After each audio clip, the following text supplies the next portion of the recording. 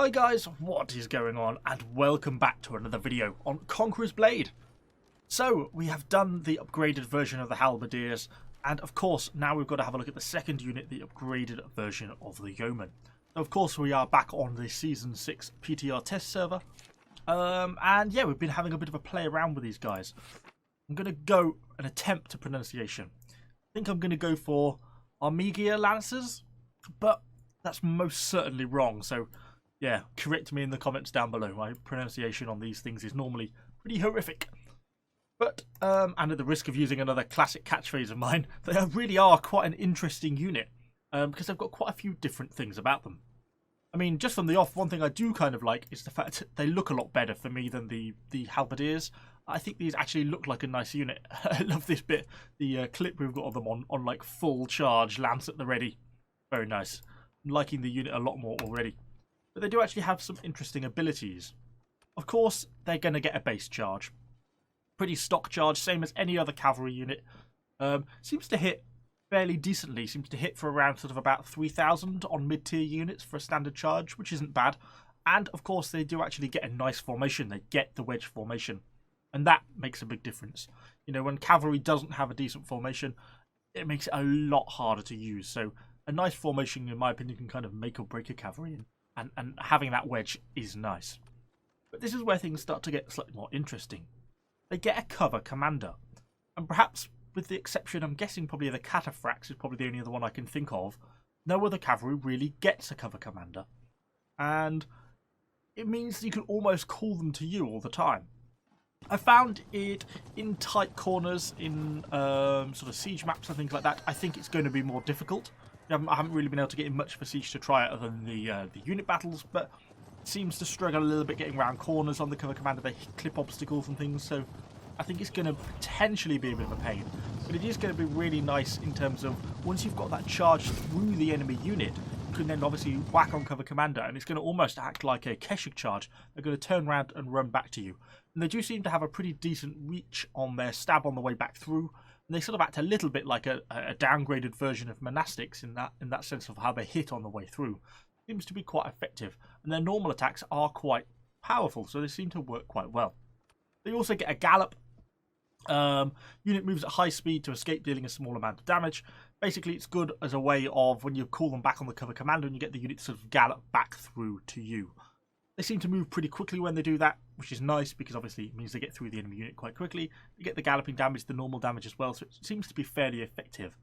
Feels a little bit like the sprint on something like a sword militia. I think on Frontier you also get a sprint as a doctrine, but obviously we don't over on the Mycon version. So yeah, interesting selection of abilities.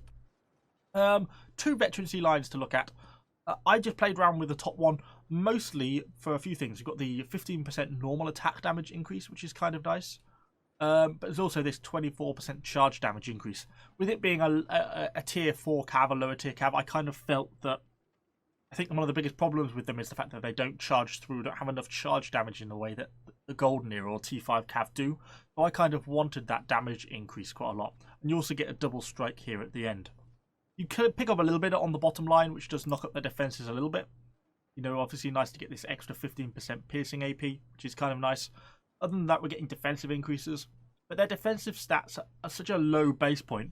I mean, 360 on piercing defense. These guys are going to suffer fairly badly if they get shot at by range from a prolonged period.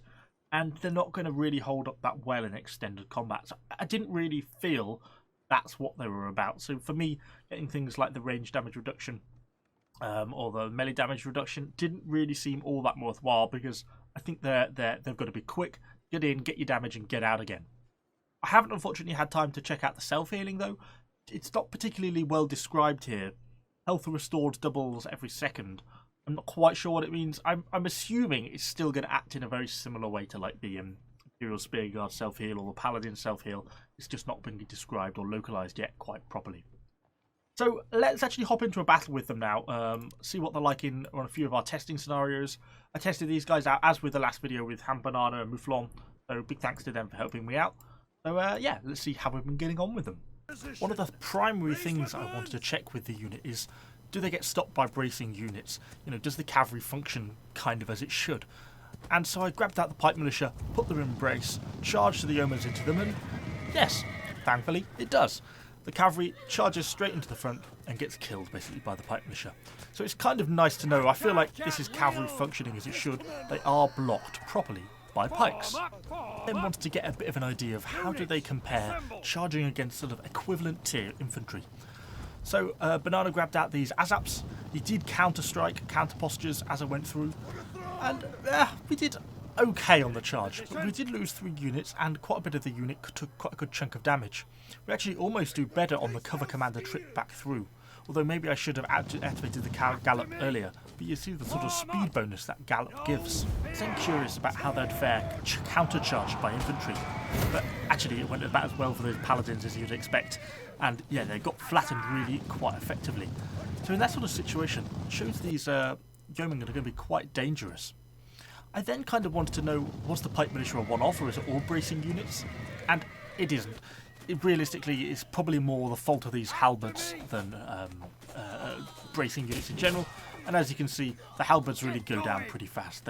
They suffer pretty badly and they basically get charged straight through their brace.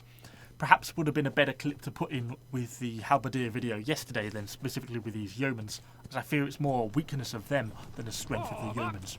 Pretty much any other bracing unit, the yeomans are going to get stopped by. Finally, I kind of wanted to check them out against muskets. Do they get stunned on their charge? The short answer is yes, sort of, but because they're such a quick unit, because they have that really high base movement speed, they're still able to charge through pretty effectively, so long as they can get up and there's not a unit sort of blocking the front access to those muskets. And then just sort of cull them back on the cover commander, and kind of as you'd expect, those muskets get killed. So yes, they still get stunned, but it's not going to be sort of a defeating stun because they're such a fast-moving unit. Anyway, that's kind of all I've got on them so far. Hopefully that's like a little bit of an introduction to them. Quite an interesting unit. I think they're fairly well balanced for a cavalry unit.